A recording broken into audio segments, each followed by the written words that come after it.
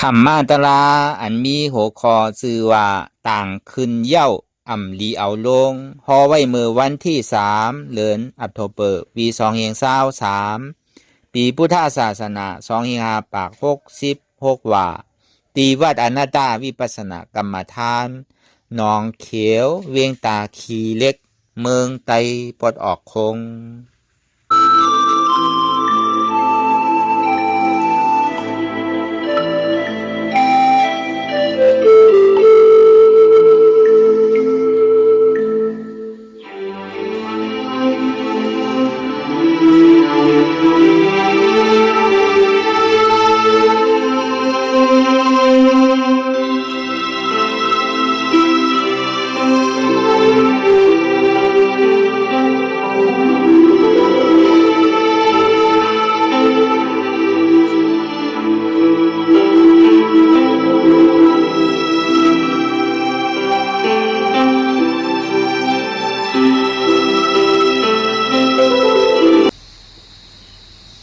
รายการนั่งอนัตตาวิปัสสนาภาวนาหานยอดธรรมอนัตตาในไหนวันดังสุดในก็เรานางขากายกดขากวาทับต่างขาไส้ก็อะไรอำนั้นขาไส้ทับต่างขากวาก็อะไรมือสองขอนต่างตักเพราะอย่างในไว้ตัวซื่อๆอีมีเคียงไหนมีหย่อนยันน่ะเพราะอย่างในเฮียวรับหูเนื้อเปิดวิญญาณปิญญารับตาเนื้อเปิดตาญาณปิญญาอยากตัวดีมันน้อวิญญาณธาตุใจเดียนผู้นั้นอันไหนเสียอันไหนที่มันพุทธบอกเกิดขึ้นเป็นมานั่นคือเขาหมอว่างเป็นอนัตตาเลยอ่อนตาเขาไปหันเสียบไปหันทุกข้าไปปองใส่เนื้ออนัตตาเธอก็ตัวดีลมเคยใส่เขาออกอ่อนตั้งเคยใส่เขายาวๆเคยสองยาวๆเคยใส่เขาลึกๆเคยใส่ออกลึกๆเขาเกิดออกตายเขาเปลี่ยนออกลูกปองเกิดเรียบตายไหนแสดงว่าเขาตัวหลอกหลายๆในเขามีญาณตั้งหันสื่อใจญาณตั้งวนสื่อใจหันสปอดีมันนำอุปเปิงได้เอาตั้งแต่ซีโอต่อไปทีนั่นมีอะไรพอไหนในที่ว่าเป็นเขามีเขานั่นเปลี่ยนเขาอุปเปิงพอมันไหลนั่นป้วนปีป้วนเดินป้วนวันมาดอกถึงเมื่อเดียวมันมีสภาวะเรียกไรกูกินกูข้าวยำที่มันเหมือนเก่าเหมือนเกิงมาอยู่ติ๊กใช่มาอยู่ติ๊กลองมาอยู่ติ๊ก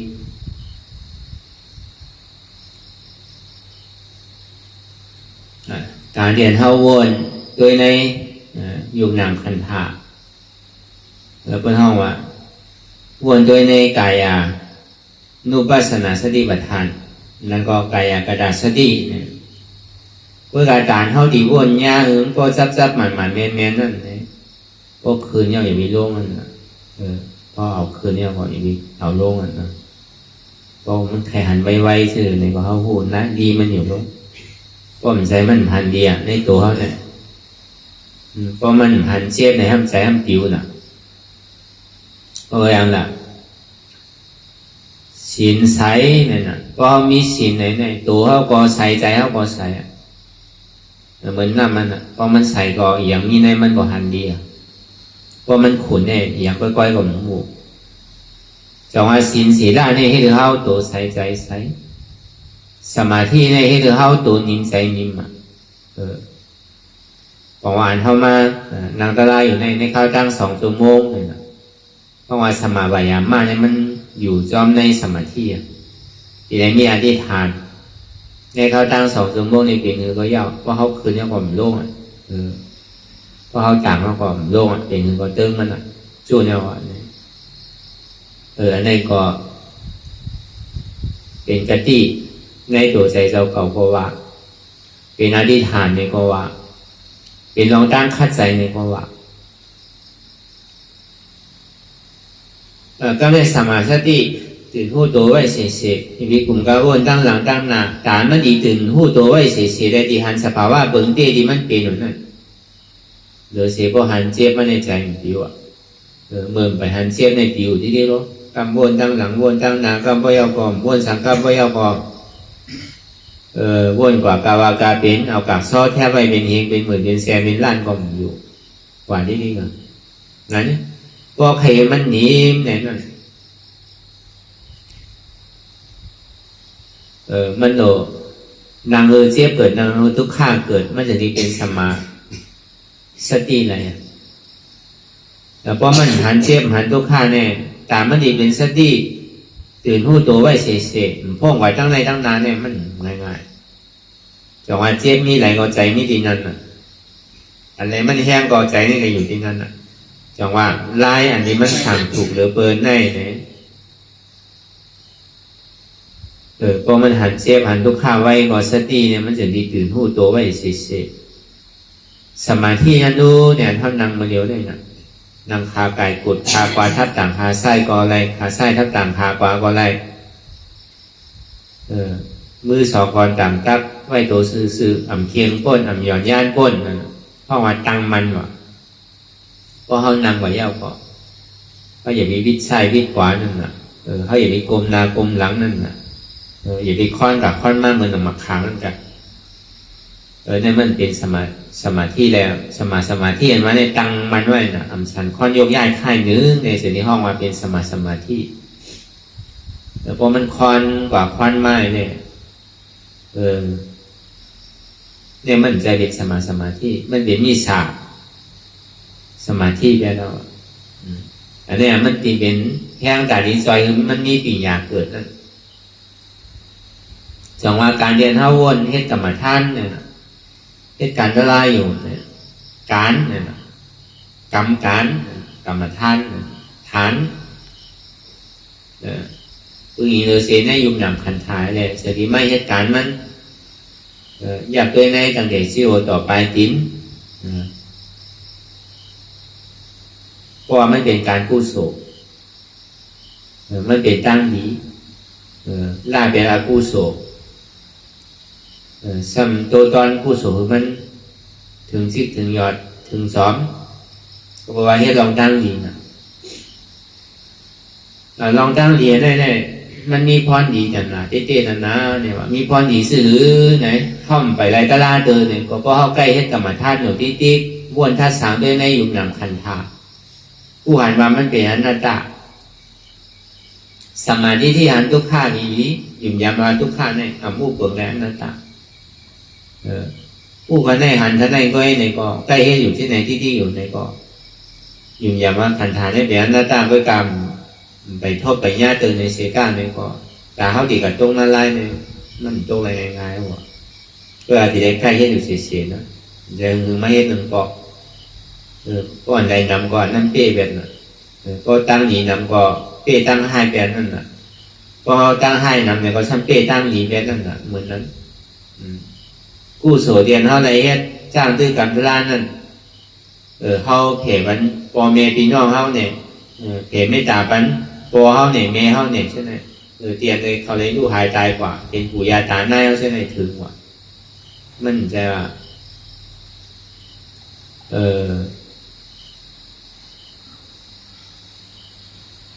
เป็นรองเลี้ยงหลังเก่ามันเป็นรองใหญ่เต้ๆเขามีปีน้องมีปอมีเมอันที่ไรลูกหายตายกว่าฉะนั้นถึงเหมือนเขาหนังกะลายสุดเซ็งกว่าเย้าเนี่ยก็เขาก็ส่งเมตตากันอาจจะเป็นเสียชุมาในสังเมื่อเขายังตึ้งเตี้ยตึ้งอ่อนนั้นคนในสั่งในสอนเขาในหูดีหูไล่ในสั่งสอนหูจักตีต่ำดีสูงมากฉะนั้นเป็นครัวม้วนนั่นนะครัวเขาเต้ๆอันครัวตั้งเขาเต้ๆเนี่ยเป็นปอเป็นเมเขาตั้งแต่มือสอนเขาอุกความว่ะสอนเขาไปเขายางว่ะใช่ไหมสอนเขาความว่ะใช่ไหมครัวตั้งเขาเนี่ยเป็นปอเมเขาก็ได้ถึงที่เมื่อเขาใหญ่มากในกลุ่มโมดิกโมไล่เหมือนเปิดเอากระห้ำกระเฮ็ดเมียวคู่ไรเสมว่าศาสนาไรเสมว่าสอนฮือก็ในหญิงเนี่ยสอนฮู้กลุ่มเกซูปอเม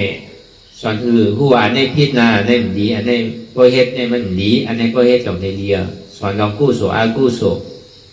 สอนลองตั้งคืออะไรมีลองตั้งหยุ่มย้ำผู้ใหญ่กุ้นดงคืออะไรมีลองตั้งหยุ่มย้ำหญิงแง่ลองปอเมพวกเขาไหวเขาว่าเนี่ยก็ถูกเลยหมอไหวหมอซาถูกเลยหมอผู้เจ้าตีต่ำที่สูงนั่นบอกว่าอันจ้าว่ามาดังคุณตังโบจังสีเนี่ยเป็นปอเป็นแมวเป็นปู่เป็นนายเขาเป็นครูเสียชมาเสียงจังว่า กู้โศกรรมฐานนั่นที่เขาเลยเฮ็ดอยู่เนี่ยอันเขาใกล้พอเขาหนังตะลายยาวเนี่ยเขาใกล้เพมันเขาสังว่าเขาอยู่ในพุงเป้ตาในสังอยู่ในพุงของนาลายในสังเนี่ยอสุรกายในสังเนี่ยก็มันพิษลึกพิษดำพิษเหลือเนี่ยก็จังไรวะกู้โศกเนี่ยเขาจังโป้นวะสังว่ากัดตรงนาลายเนี่ยเขายังจังโป้นนั่นเก่าวะเพราะมันพิษเต้ๆนานๆนะเพราะมันกัดเจอเสียอันนั้นก็ได้ยากรรมแน่ๆเขายังสังโป้นทุกข่ายย้อนอันเท่าไรมาจ้างที่กรรมตะลาในนั่นเก่าวะตัวเช่าเก่าก็หลีนั่นนะหลีเลยเสียนั่นก้าในก็เมียวอันเขาจังห้าผู้โสเพราะหลีนั่นในก็เขาจังมาเอาผู้โสนั่นเก่าวะพวกเขาผู้จักษาตัวอนุโมทนาเนี่ยเขาป้นวะเขามาป้นตั้งทุกข้านั่นเก่าวะแล้วก็เมื่อนั้นอันนี้กว่ากูวันนั่นมันใจเปลี่ยนลายนั่นเป็นอาโจนั่นเป็นผลอาโจเต้ๆนั่นนะอยู่ไรเนี่ยคนก็มีไว้นะก็เหตุการณ์นี้กู้โสดเนี่ยได้ส่งเมตตาอันไล่ส่งเมตตาเนี่ยมันมีหลายเสื้อหลายรองหลายเปลือกการอันที่ส่งเมตตาเนี่ยมันเป็นอาโจพรดีเต้ๆนั่นอันเท่าไรมันนั่งกรรมฐานเนี่ยเขาก็ส่งไปเพราะมีเขาอันที่เขาอ่อนกันส่งกูวันเนี่ยจากนั้นเขาจะได้พ้นตั้งทุกข้าเรียกว่ามันดีเลยเสียดีอันว่านั่นมันใจว่าลองเลี้ยงเล็กนั่นเป็นลองอะไรเสียมวะอันที่เขาเลยมือเกยกันไว้จะได้หูซักมือเกยกันไว้ในซ้ำเป็นปู่เป็นนายเขาเป็นปอเป็นแมวใช่ไหมคุกใส่อะไรเขามาสาธุอนุโมทนาเนี่ยก็เขาสร้างโป้นมาตั้งทุกข้านวันนะแล้วก็ว่าผู้สวนอะไรไม่ได้กรรมฐานนี่มันแมนนะตัวเจ้าเก่าเนี่ยก็ดีไรโป้นในสังสารบททุกข้าก็เข้าใจได้กันก็เข้าใจได้ก็จังหวะนั้นตั้งแต่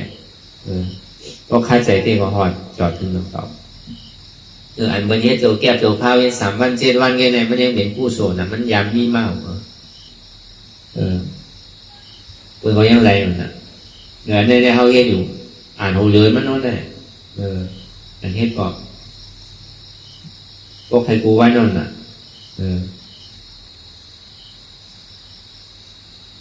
แล้วก็วันนั้นเนี่ยมันหายไรมาทั้งไหลเนี่ยตกน้ำไหลตกไข่ใบนั่นน่ะการดีอันเท่าไรเฮ็ดไว้นั่นอย่ามีว่ามันซุ่มดอกซุ่มไหลอย่ามีว่ามันเสียขี้เสียข้าวเสียยำแล้วก็คุณตาดีสุขร่างหัวใจเฮามันก็จึงกอดข้าวใส่กว่าต่อถึงกิเลสสารมันก็ตัวสุดเซนกว่าแน่เนี่ยมันเป็นเดียนเย้าตัวนี้งามกว่าเย้าเนี่ยแต่ก็มันเป็นเสียนตังอันสื่อใจหมันแม่นจงอาเซนตังอันสื่อใจหมันแม่นนั่นนั้นมันสำคัญอยู่มากปอกหันเทพให้เตี่ยมันอยู่จะมีพ่อมากเนี่ยเทพให้อันวันนั้นอยากสู่โลอันวันนั้นมันมีดีไรมีในตัวในใจเขาเนี่ยจงมาเขาดีไรมากปอกออกนั่นอะไรที่เขาหันพิษวนพิษไว้ก็ดีไรเมื่อมาพึ่งถึงก็หันหมันแม่วนหมันแม่มันจะดีไรคอหมันแม่นั่นน่ะหันเต้หันนันเต้ไรอันเต้เป็นอันเต้นั่นน่ะหานแจ๊กแลนแจ๊กเป็นอันแจ๊กนั่นน่ะแล้วก็ใครเป็นอันเต้ก็เป็นใครเป็นอันแจ๊กเนี่ยก็เข้าหลวหานแจ๊กหันอันแจ๊กเท่าดีไรอันแจ๊กเท่าดีเป็นอันแจ๊กนั่นน่ะก็เป็นอันการเข้ามาหาในยุคนำคันธะพอเบื่ออันพูดอะไรดีๆนั่นมันเป็นตัวไผ่ตัวมันพูดในข้างแถมมันตัวไผ่ใส่มันเจ็บหมอกคือมันขานใจหมอกคือมันปล่อยภาวะอะไรหมอกคือมันจ้างตื้อกรรมในกระหือในกองผู้ในหมาหัวใจห้ามแผงมันจังผู้มันจังหันต่างก็อะไรเดือดเสียตัวใจเจ้าเกาะอันนี้ที่ได้ใกล้พึ่งมีลองตั้งเยือนมีลองตั้งหันทีมีลองตั้งวิริยะเอาอย่างปิญญาเทียบตัดหึงก็จับหมันกว่านี่ก็อันนี้มันเป็นคอนนำรองปูนตานเท่าไรมาสร้างคือกรรมตลาในที่เจแล้วก็วันนั้นเขาอยากได้ดังเตะซี่โกต่อไปตีนเนี่ยมันมีอะไรที่ว่าเป็นเฮามีเฮาเนี่ยตั้งแต่โหถึงตีนเนี่ยอ้วนด้วยเนี่ยก็ว่ามันห้องว่ากายาสติเนี่ยก็ว่ากายานุปัสสนาสติปัฏฐานเนี่ยก็ว่าตัวในตัวเนี่ยตีเตะกำเนิดสุดมาเนี่ยแต่ก็มีอะไรที่พึ่งอีไรเตะรู้ใจของเฮาเตะรู้เนี่ยพึ่งอีอันไหน ที่เรียบกับอันไรเนี่ยก็มันคือมีเสื่อลองนู้มันมีลองตั้งเก่าสาวว่าหมองมีลองตั้งดูไหวปังกลกว่าอยู่เหมือนเก่ามันดูเดียวปังกลกว่าลองตั้งอันเก่าสาวว่าหมองดูเดียวปังกลกว่าลองตั้งอันที่มันมีรอดมีแกนซ้ำก่อยอยู่ก่อยโกนโยงก่อยอยู่ก่อยหายโดนก็รู้ในมันมีรอดมีแกนซ้ำรู้ในเขาซ้ำกลุ่มการดีหักตัวโกใจเนี่ยก็ดีให้การดังดีในสมาโกเจียโกทุกข้าโกเป็นใจดีหนึ่งที่ในสางถูกว่ารู้ในเขาก็ดีวนปองเสียแน่ใส่มาในตัวเนี่ยเขาก็ดีได้ฮัดจุนนั่นแหละครับอ๋อดีเจใส่ของเขาเตะก็จุนเนี่ยฮัดพองก็จุนในกั้มก่อนใจมันจุนก็เติมมันก่อนแต่เท่าว่างก่อนนั่นอย่างนี้มันจุนไว้เอากั้มป้อมใจเข้าใจพี่กันจุนเนี่ยครับจุนเอาไปเฮ็ดสื่อตัวเฮ็ดก่อมใจนะอันเท่าไล่หนังไล่ไว้วางใจเขาในถึงหมานอยู่กาเขาว่าใจว่าจุนเอาไปเฮ็ดสื่อตัวเฮ็ดใช่มันอยู่ในนี้มั้งมันมีดีลองตั้งไปโหวตเนี่ยมีลองตั้งใส่เนี่ยมันเคยปีหังก็เขาก็ตัวมันก่อนที่ติดว่ามันไปถึงขาเขายาม2 ชั่วโมงเนี่ยเป็นคือก็ติมเพื่อน1ตรงเนี่ยมันอยู่ในจุดเดียวนั้นจุดตัวเขาหน่อยนะแต่ว่าจุดตัวเขาเนี่ยมันใจของเขารู้ใครสื่อก็ที่ดีมันใจของเขาเนี่ยมันก็ช่างจังเข้าใจพี่ที่นั่นเองมันใจของเขารู้เพื่อนชายก็เป็นสังเพื่อนกว่าก็เป็นสังใกล้เพื่อนอยู่ที่ก็ที่ดีมันใจของเขารู้ในทำวาที่ไหนก็มีก็เป็นของเขาได้เขาติ่มเพื่อนเก่าทำวาที่ไหนพอจังมีอยู่อย่าปองมันสู้ในปล่อยมันเติมมันอย่าไปกับที่ทักษะมันอย่าไปกับเธอกับที่มันก็ว่างกว่าเอาก็ป้อมไปถึงกินขาเขายามได้ก็เป็นก็ดีเยอะเนาเนี่ยจุดเนี้ยนั่นจุด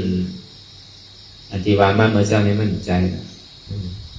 อันนั้นมันหักโกนเนี่ยมันเปลี่ยนมันจะว่าจุดมันหักมันหนาในเป็นแต่เขาก็หักมันลุมลามันอยู่เสียแล้วนะหักมันก็กระเรือเจ้าในปล่อยกำหนึ่งแล้ววางไว้บอก2 ชั่วโมงนั้นมันดีเบียนหรือมันดีตาย5นี่ก็คือมันตายด้วยเนี่ยตรงนี้ลองตั้งใส่5ชิ้นไหนของใส่เนี่ยมันจะนิดนิ่มเศร้าอะไรก็เป็นเช่นนั้นแล้วพอใกล้พื้นใกล้หนึ่งพื้นตรงค่ายกว่าเขี่ยมากดีๆเนี่ยมันนิ่มไรใส่เนี่ยใส่ก็ซุกซักเจ็บก็มันผ่านเป็นอันหนึ่งอันเดียวไหลกำเจ็บตั้งในกำเจ็บตั้งนานเนี่ยมันจู้เป็นอันหนึ่งอันเดียวนั่นน่ะอาโจมันดีเปลี่ยนสิ่งนั้นมานั่นน่ะคนอาโจมันก็บอกว่าเหตุทำเอาอาโจมันในห้องนิ่มนู้เพราะห้องนิ่มก็ใจเขาก็นิ่มชอบอ่ะคนอาโจมันตัวเขาก็นิ่มอ่ะเจ็บมันก็นิ่มอ่ะมัวที่ว่ามันไงเอาไหนตะลายเอาอ่ะขังกับมัวเอาอ่ะแล้วก็บอกอาโจเขาเนี่ยเขาเอาใจมันวางบนนิ่มอันนี้อาแปดมันได้เป็นไงการเรียนเขาวนท่านสั่งด้วยในอยู่นำคันถามเขาว่าในกายาในก็เนี่ยจังเด็กซิโอต่อไปทิ้งในก็เนี่ยถ้าวันที่ไฟดีวันลองมันคือมันเป็นกองทุกข่ายอยู่มันเป็นสภาวะหน้าตั้งในอันนี้เขาวนในป่านี้เมื่อเขากายานุปัสสนาสติปัฏฐานสิ่งการนุปัสสนาสติปัฏฐานเนี่ยพอมาวนดีใจเนี่ยกำใจในพ่วงผิวกาตั้งหลังกำปยาพ่วงผิวกาตั้งหน้ากำปยาผมวนสังกำปยาพ่วงผิวกาวากาเป็นอันเท่าวนทัดตัวลองใส่ในนี่จะว่าอันเท่าวนพอมันวนหมันแมนเนี่ยได้ก็มันเป็นวิปัสสนาเพราะมันวนหมันแมนเนี่ยก็เท่าเป็นวิปริตมันจะเป็นวิปัสสนามันหย่อนมันวาเปล่านะก็วนถูกปอกจังว่าอย่างนี้มันนอกเหนือเสวิปัสสนาเนี่ยมันเป็นอย่างนะลองตั้งหันในลองตั้งวนเป็นวิปัสสนาหันนั้นหมันแมนซื้อใจวนหมันแมนซื้อใจเข้ามาเป็นวิปัสสนาหันนั้นที่วนนั้นที่นี่มันเป็นวิปัสสนามันห่อเป็นวิปริตว่าหันที่วนพิษไม่เป็นอัตธรรมะแบบมันจะเป็นธรรมะแล้วมันเป็นตารางเนี่ยมันเป็นอัตตราแบบหันที่วนพิษซื้อหลังใครวนนี่ที่ก็มันเปี่ยวดีอ่ะมันดังให้วนกันเนี่ยก็พวกกับฮอนเมืองในเมืองหนาวก็พวกกับฮอนเคลื่อนยาวอ่ะ ก็บอกกันนอนไว้ดีเฮือเดียวอ่ะมันใหม่ๆมากคุกใส่ไรครับเนี่ยคุกใส่ไรพันลมอ่ะถ้าเราเย็นดีก็เนี่ยพอมันกัดมาเนี่ยครับคุกใส่ไรพาผมใช่ไหมแล้วพอใครนอนมาเนี่ยคุกใส่ไรหมอนโฮใช่ไหมแต่พอเป็นเจ้าเนี่ยมันสั่งทุมมันก็ลองตั้งวนมันเนี่ยมันวนผิดอ่ะ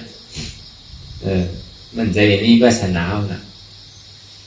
การนั้นวนมีขอบมีเหรียญนะการนั้นแซนวนเรื่องนั้นนะกว่าที่ก็จะมาไล่มันดีคือนิ่มได้เขาอยู่ใกล้เพื่อนป้อมใกล้เพื่อนเนี่ยมันดีนิ่มมากมันดีตื้อมากพอใกล้เพื่อนใกล้อย่างเงี้ยผิวที่ก็ถามว่ามันดีนิ่มผิวปากกาวาเป็นกับพยาวนตั้งหลังเนี่ยกำหนำโกนเนี่ยเอาลองตั้งหลังมาวนเป็นตั้งทุกข้าก็นำว่าทุกข้ามม้วนๆก็อันทุกข้าก็มีกล้วยกันทุกข้าในไปหนังแล้วก็เวอร์ชันอ่ะมันก็วนข้าวยำไหนเมื่อไรเนี่ยก็อย่าอันหูหันตั้งซ้อมมันเหมือนวันนั้นตั้งหลังมันก็สุดเสียงกว่าเย้าเขาซ้ำดีกลุ่มก็วนอยู่วนเต็มวันนั่นก็มันบอกว่ามันทิ้งอะไรลูกด้วยการหูหันตั้งซ้อมนี่มันวนไงนั่นก็ซ้ำขึ้นสอนตัวสอนใจมันหนังใจคือกล้าว่าคือกำเดียวอีกที่วนเนี่ยเหมือนว่านั่นก็มันวนตั้งหลังของตัวไหน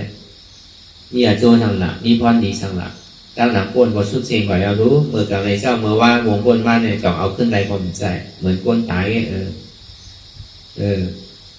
เหมือนก้นโหขาดเนี่ยนะมันดีไรพรดีซ้ำอะไรซ้ำขึ้นตัวสอนตัวใจสอนใจเตี๋ยมันวนลองตั้งนาหน้าเนี่ยล่ามไรลูกกับผู้ดีเป็นเนื้อกำหนังในก้นเราเนี่ยเอาลองตั้งหนังเป็นทุกข้าเอาลองตั้งน้ำมาเป็นลองตั้งสุขข้าทางใหญ่ไว้ตั้งหนาก็นั่นมันเกาหลีเฮ็ดที่ไหนเกาหลีเฮ็ดที่ไหนเกาหลีอยู่ที่ไหนเกาหลีซื้อเมียวนั่นเมียวไหนคือปอการไว้ตั้งนาแต่เมื่อเราลองตั้งนามันเป็นลองตั้งสุขข้าวนลองตั้งนาทางไว้ลองตั้งนามันดีเป็นถือหูตั้งนานั่นมันดีที่ห้าของหูน่ะเหมือนเท่าปวดมากกว่าวันเนี่ยมันก็มีอย่างมันก็กลุ่มหมาทางมันอยู่แค่นั้นมันทำมีอย่างออกมา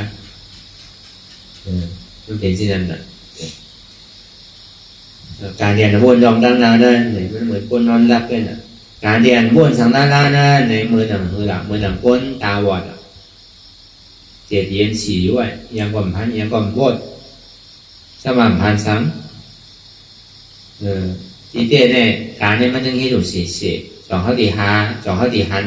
เดหมอวนเงี้ยที่เต้นั่งอยู่ก็มันต้องมีการให้ดูเสียมันดีมากลอกไหลไล่เลยมันดีกว่าตั้งไหลใจโดยได้มันต้องอยู่นิ่มเศร้าไรเนาะอยู่โดยได้เนี่ยมันกว่าตั้งไหนตั้งหนาอันนั้นอ่ะมันเป็นการด่าเท่าดีเฮ็ดหันซ้ำเลยเนี่ยเหมือนก้นบอดเนี่ยนะก็ในที่อะไรพวกอยู่กาวากาเป็นเนี่ยพวกทิ้งจิ้มสั่งอะไรนะมันดีกับทิ้งไรซื้อเนี่ยนะกับซอแค่ไปเป็นเองเป็นล้านคนอยู่มันทิ้งไรหรอก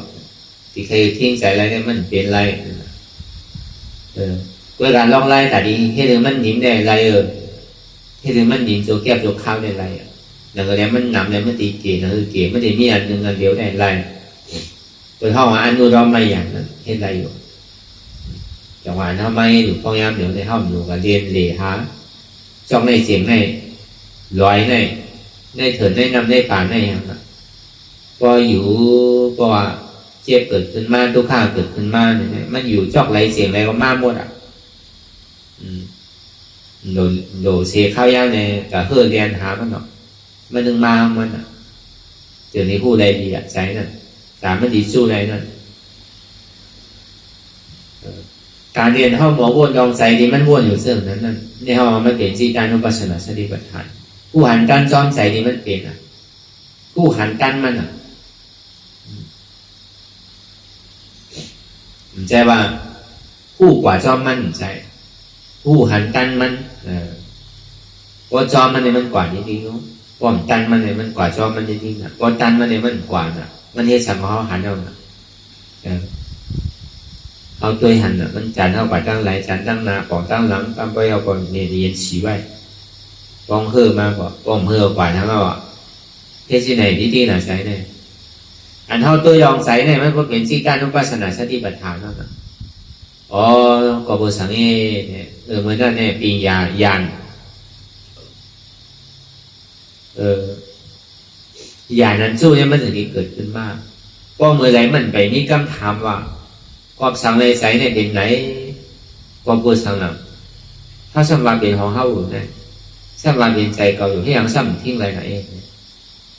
มันจะมองเกิดคำถามมันได้ออกมา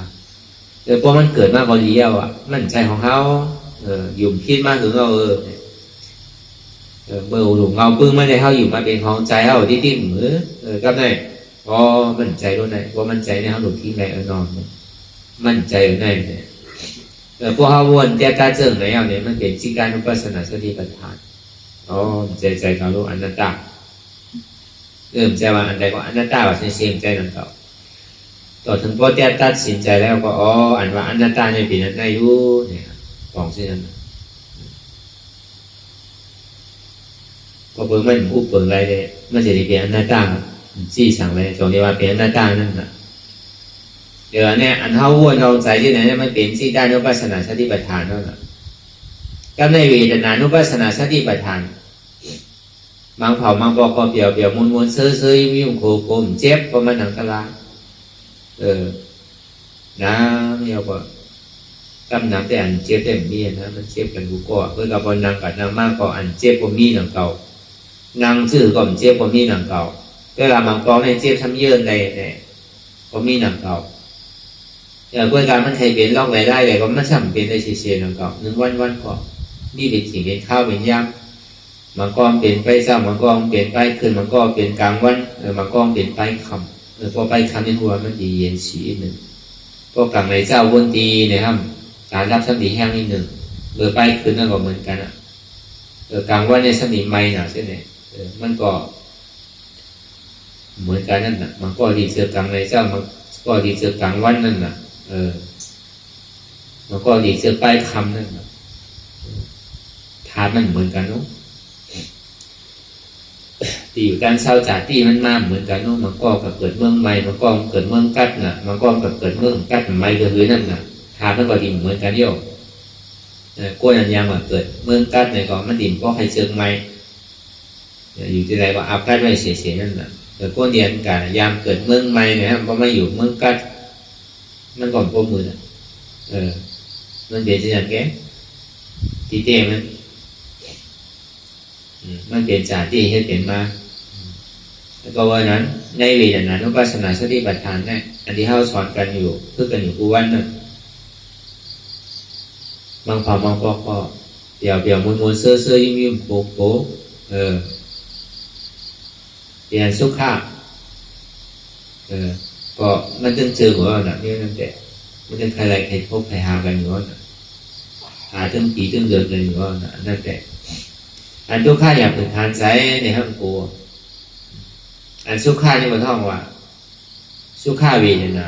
หรืออันทุกข้านี่ท่องว่าทุกข้าเวทนาอันอุเบกขานั่นนู้นนั่นก็ซ้ำเป็นอุเบกขาเวทนาน่ะทุกข้าก่อนใจสุขาก่อนเป็นนั่นนิ่วน่ะมันปอกใกล้ยาวนะไหนก็ทุกข้าก่อนใจสุขาก่อนเป็นอาคารข้านไว้ใช่ไหมอาพึ่งน่ะนำกรรมไว้ก่อนที่ว่าทุกข้าก็ทำใจที่ว่าสุขาก็เป็นนั่นน่ะเป็นอุเบกขาเวทนาแต่ทุกข้าก็น้ำหูน้ำตาก็หยอกก็โจรนั่นแหละเป็นทุกข้าเวทนาซ้ำใครกลัวใครเจอกันก็ได้พอเขามาอัตตาวาเนี่ยทุกข้าบอกว่าคืออย่างนี้โกมันน่ะมันกึ่งหนังเก่ากรรมก็ยังไม่ดีกว่าทุกข้านั่นก็เหมือนอย่างคนจีดอกไฟขึ้นต้องผ้าก็ย้ำสุดกว่าโต๊ะคือว่าใส่ที่ไหนมันเกิดที่ไหนเจ็บเพราะตัวกว่าที่เจ็บมันหมอสุดเลยทุกข้าของหมอสุดหนังเก่าแต่ก็กับพวกใครมันสุดเย็นกว่าคืออีกนึงเนี่ยได้ก็มันหล่ออัตรากว่าเลยต่างๆเสียไปทุกข้านี่มันจะดีมดตั้งหลังแต่ว่าทุกข้านั่นในของอย่างนี้โกมันตึ้มหนังเก่าสุขข้านั่นในของอย่างนี้โจมเด้อนั่นก็มันตึ้มหนังเก่าผู้เก็บขาไม้นั่นในอย่างนี้ข้านเด้อนั่นก็มันตึ้มหนังเก่าทุกความผีเหลี่ยมเสื้อนั่นน่ะมันแค่มาลอกไหลได้เนี่ยมันก็มันเสียอนัตตาอันเท่าหมอวนว่างซึ่งในห้องว่างนี่แหละเวทนานุปัสสนาสติปัฏฐานเอาลองเวทนาเนี่ยหมอวนว่างเป็นตาราง ในห้องเวทนานุปัสสนาสติปัฏฐานก็ในข่าวมาในธรรมานุปัสสนาสติปัฏฐานก็ในมันหูจู่หัวมัวเสียงเสียงของหูจู่หัวมัวเสียงเสียงในหูจู่ซื่อเนี่ยอ๋อมันปั่นดีกว่าที่ตัวก็มีตัวรู้เนี่ยปั่นมาที่ใจมีใจรู้เนี่ยปั่นมาที่เจ็บในก็มีรู้เนี่ยใจตัวก็ใจก็ใจเจ็บก็ใจพิษเกินเป็นพิษเก่าไม่รู้เนี่ยอันนี้เป็นห้องว่าเข้ามาในธรรมว่าธรรมานุปัสสนาสติปัฏฐานแล้วก็บอกว่ามันพูดลองกายจิตตาเวทนามันจะได้เข้ามาในธรรมะเลยห้องตารางเนี่ยก็หาที่ไหนเนี่ยเขาหันที่ไหนเนี่ยกวนตีบนไรตารางก่อนเนี่ยมันต้องเปลี่ยนที่ไหนโดยออโตเมติกแล้วนะอยู่หลายมันยืดยาวกลับมาเนี่ยเนี่ยก็มันใครเปลี่ยนมาในตัวก็ยาวในใจก็ยาวมันใครเจียบกันหือก็ยาวอ่ะมันจะอยู่ยามดีๆว่ามันจะติ่มมันก็มีเสื่อลองกำเนิดสุดมันก็มันดีหายไหมมันตื่นสั่นคอนมันดึงมีหลงตั้งอยู่ย้ำไว้นะว่ามันดึงที่หายก็แปลว่ามันยามหายยามเปลี่ยนไม่เอาเนี่ยนั่นเขาธรรมานุปัสสนาสติปัฏฐานอ่ำใจโตเก่าอ่ำใจเก่าอ่ำใจเจ็บเก่าอ่ำใจขันธาของเก่าเปลี่ยนหน้าตาเนี่ยห้องว่าธรรมานุปัสสนาสติปัฏฐานเนี่ยยังบอกว่าเป็นป้ายอันหินหูในมหาสติปัฏฐานเตียนหยาบมันก็ให้กับเขาเตียนลึกๆมันนั่นเนี่ยเตียนเขามันหนังตะล่างของยามอยู่เนี่ยหันสางหันเจ็บหรือหูเจ็บหรือหาบเจ็บอันเจ็บแก้นต้องตอดในชั้นเนี่ยมันเกิดขึ้นดีไรมันเกิดขึ้นดีกายตัวเนี่ยเกิดขึ้นดียุบเนี่ยอันเจ็บแก้นต้องตอดในชั้นฉันไว้คมแต่เนี่ยเกิดขึ้นดีกายตัวเนี่ยนอกจากกายนุปัสสนาอ๋อมันพูดกว่ามากเลยก็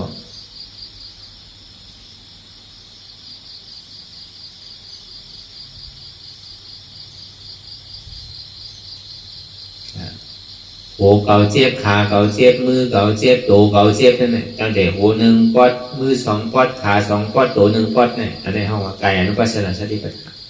นมีหัวมีขามีมือมีตัวมันเปลี่ยนหน้าตาเลยอันนี้เขาวนในกายอนุปัสสนาสติปัฏฐานเป็นตารางสีดานุปัสสนาสติปัฏฐานอารมณ์ขันใจน่ะที่ใจที่พูดตีขาดตีตายเจ็บเพราะตัดให้กันเด้อขันใจเพราะตัดให้กันเด้อใจเจ็บใจแสบใจไม่ใจมีอันเจ็บแก่ในมีอันว่าอะไรอันนั้นต่างอันเขาหมอวนแก้ตาลองใส่ในเป็นที่ด้านนุปัสสนาสติปัฏฐานในปรมัตถ์อารมณ์เก่าเจ็บเก่าแสบก็เปิดเก่าปีก็เปิดเก่ายองก็เปิดเก่าเป็นวุ้นเจ้าก็เปิดเก่าเป็นเมฆาก็เปิดเก่าอาชากใหญ่ก็เปิดเก่าอาชากเล็กก็เปิดเก่ายอมหนาปีหนาใช่ไหมก็อะไรก็ชอบนะเก่าเจ็บมันก็พอมันถึงบอกพนันมาเนี่ยมันถึงดีว่าเก่าเจ็บเก่าเนี่ยมันมาหันจังหันโตหันใจหันการเจ็บเนี่ยนั่นเพราะว่าเวทนานุปัสสนาสติปัฏฐานอันนั้นนะมันดีสู้มันดีเป็นอนุรมมาอย่างเกิดทีนั้นเจ็บในความใจเก่าอนัตตาถือดีผู้ว่าเจ็บในความใจเก่าอนัตตาในห้องมาเป็นเวทนานุปัสสนาสติปัฏฐานก็ในเข้ามาในธรรมานุปัสสนาสติปัฏฐานธรรมานุปัสสนาสติปัฏฐานนั่นเป็นเรื่องละหันอยู่ผู้อยู่ยอมหับวางเป็นอนัตตาหันเจ็บผู้เจ็บหับเจ็บวางเจ็บเป็นอนัตตาหันทุกข้าผู้ทุกข้าหับทุกข้าวางทุกข้าเป็นอนัตตาทำมีหันเจ้าละหันทุกข้าทำใจผู้ทุกข้าเป็นอนัตตาทำมีหันเจ้าละหันเจ็บทำใจผู้ว่าเจ็บในเป็นอนัตตาทำมีหันว่าอ่ำใจหูเก่าอ่ำใจขาเก่าอ่ำใจมือเก่าอ่ำใจตัวเก่าอ่ำใจเก่าอ่ำใจเจ็บเก่าทำใจผู้ว่ามันเป็นอนัตตาทำมีหันเจ็บแก้นต้องต่อเนสานสันไว้คมแต่ไม่กัดอ่อนแข็งสู้ตุ่มจับยาจึงหยอดเป็นดูทำใจผู้ว่าเจ็บแก้นต้องต่อเนสานสันไว้คมแต่ไม่กัดอ่อนแข็งสู้ตุ่มจับยาจึงหยอดเป็นดูในเป็นอนัตตามันพูดกว่ามาดีตัวอ่ำใจตัวเขาอนัตตาพูดกว่ามาดีใจอ่ำใจเขาอนัตตาพูดกว่ามาดีเจ็บก็เจ็บในก็อ่ำใจเขาอนัตตาสองว่ามันไม่ยาวดีว่าหันอยู่ผู้อยู่ยอมหับวางเป็นอนัตตาหันเจ็บผู้เจ็บหับเจ็บวางเจ็บเป็นอนัตตาหันทุกข้าผู้ทุกข้าหับทุกข้าวางทุกข้าเป็นอนัตตา ยุควิญญาณเวทนาเป็นอนัตตาถึงที่มันเข้ามาที่นั่นยาวเลยก็ในห้องว่ามันเป็นมหาสติปัฏฐานเปลี่ยนเป็นปรมัตถ์เปลี่ยนเป็นรายการที่สร้างขึ้นกับภูจู้สี่ตัวเนี่ยเขากำเดียวกันนั่นแหละถึงที่ห้องว่ามันเป็นสมาธิที่อันเต็มดี